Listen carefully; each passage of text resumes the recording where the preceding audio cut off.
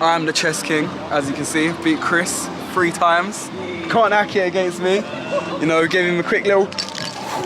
Take him out the board. Was that necessary? No.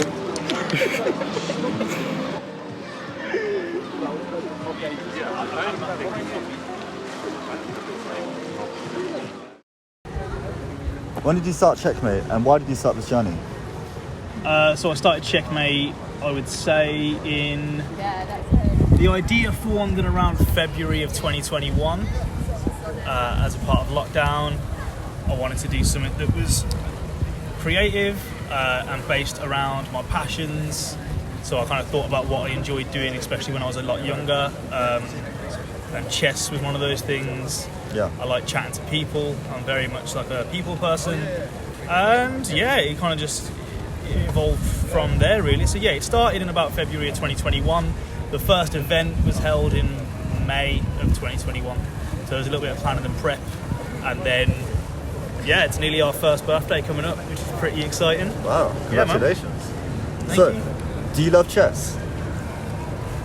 Yeah. Why? yeah, of course, man. Why do you love chess? Why do I love chess? That's a very good question. I think that it's something that brings a lot of people together, regardless of your age, your socio-economic background, your culture. You know, anyone in the world can learn how to play it. It might take a little bit of time and patience. Yes. But I've got friends from all different walks of life that I've met through Checkmate that I wouldn't have known. You know, one of the lovely guys that comes here, he's like a neurosurgeon.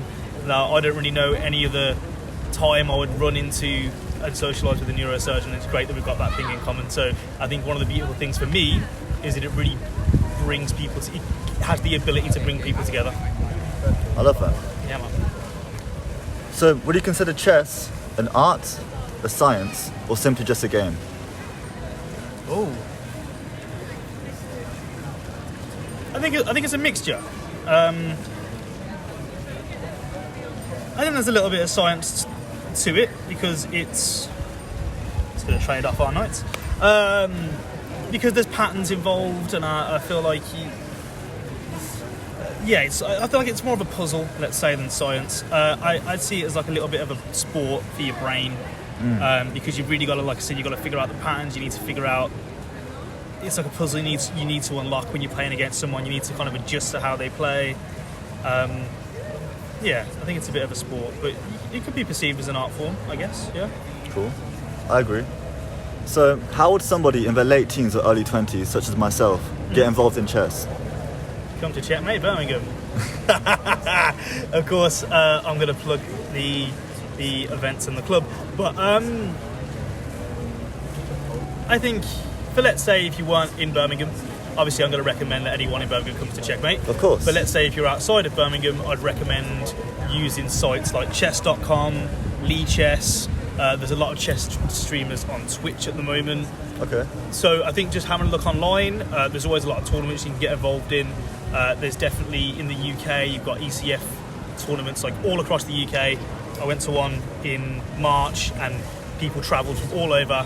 So I think have a look. It's definitely there. I wouldn't say it's the easiest thing to look for because chess is quite a niche thing. Indeed.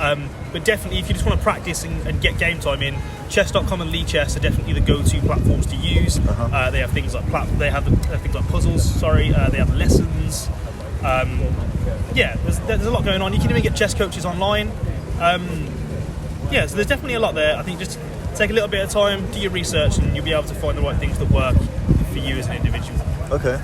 Is it my move? I think it's your move, yeah. Okay. I thought it was your move, but okay. What advice do you have for young people who feel lonely and lack a sense of community?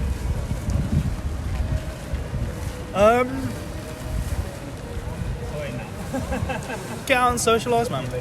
I feel like it's important, and I understand that some people might not be as extroverted as I am and might not like talking to people, but I think about what you're passionate about and try and find some way of doing that with other people. If you like reading, try and find a book club. If you like football, find someone that's doing five-a-side football around you. I feel like think about your passions, think about what you enjoy, and try and find others that have the same passion. Most people are lovely, so I feel like when you find groups of people that are into the same things as you, there's another level of appreciation for it. Like, I have definitely got like a newfound appreciation for chess since I started Checkmate and started being able to do more events like this. So, what do you think the benefits are of creating a community of like-minded folk, like people who also share the same passions as you? I think that the opportunities you get, I think it opens more doors to more opportunities for you as an individual. I think that if you are around like-minded people, you'll just get better. Like, I feel like if you're around people that uplift you and have ambitions and share the same passions, you'll only get better. Like, I'm still not really that good at chess, but since I've see about that. but I definitely have grown and improved. So I feel like you grow and improve as a person, and your passions in that way as well. Oh, hang on, it's your move, isn't it? My move, yes. Look at me, I wasn't trying to cheat, I swear. So, how do you see Checkmate evolving into the future? It's a very broad question. I'd say over the next 12 months. Sorry, you put your check on it. Yeah.